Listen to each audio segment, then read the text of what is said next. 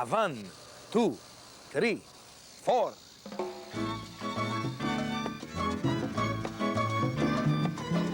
La Havane est un véritable musée vivant, riche en patrimoine architectural et musical. Une ville tropicale en constante mutation que Robert Charlebois nous invite à redécouvrir.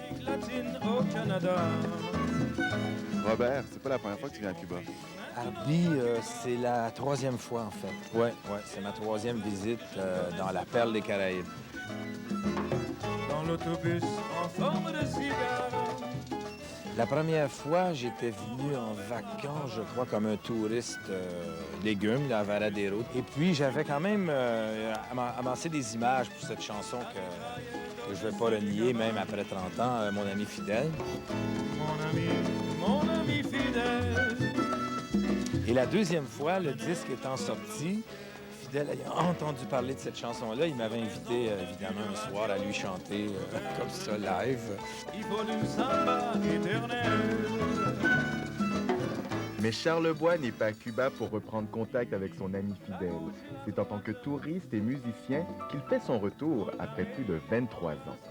Donc toi, ici, t'es venu faire de la musique avant tout. Moi, je suis venu faire de la musique avec un orchestre cubain. Et puis, c'est fantastique. C'est un échange fantastique. Un révolutionnaire, c'est fidèle. Chose que t'aurais pas pu faire il y a 20 ans. Non, probablement pas. Les dollars américains sont entrés avec tous les bobos qui viennent avec, c'est-à-dire les vols, la prostitution, la drogue, etc. Refleurissons notre boule de grâce. La cargaison arrive. Plein de potes là-dedans. Hein. Donc Robert, Chevrolet, 57, année de la Révolution. Pour quelqu'un qui aime les automobiles, c'est vraiment un régal pour les yeux ici. Mais Non, moi, j'aime moins les automobiles que les gens s'imaginent parce que j'ai fait une chanson qui s'appelait Dolores, bon, mais c'est sûr que c'est un truc de jeune. combien t'as de chansons qui ont une influence cubaine ou même latine? Mon ami fidèle. Il y a Mon ami fidèle, il y a Mon petit jardin à Matouba, il y a Les Antilles sous la lune, il y a Gradiella, l'incontournable Concepcion, il y a Cartier. Quartier, oh, chaque quartier, la veille naviguer à l'envers de l'hiver. Donc toi, t'es venu ici pour t'imprégner de la musique cubaine. T'as rencontré des musiciens cubains comme qui?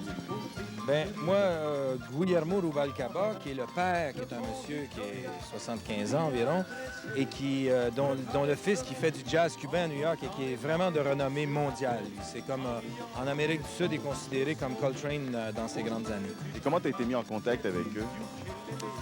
Eh bien, par Marco, parce qu'on a... Marco, ton chef d'orchestre? Voilà. Et Marco qui tient la petite caméra. Ils ont une espèce de façon de claquer les peaux qui est inimitable. Ben, viens, on va aller voir ça.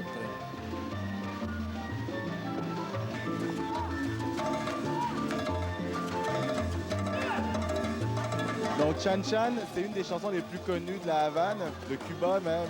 Tu vas nous la chanter un peu? Ben, moi, je la connais pas. C'est la première fois que je l'entends, je te jure.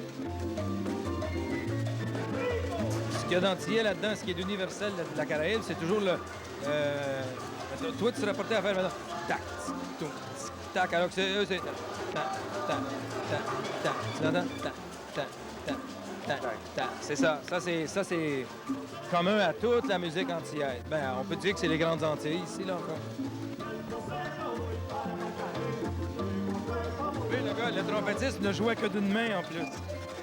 Et ça, des orchestres comme ça, il y en a dans tous les petits cafés comme Ah, ça. il y en a, oui, oui. Ça descend jamais en bas de cette qualité-là, donc c'est fabuleux.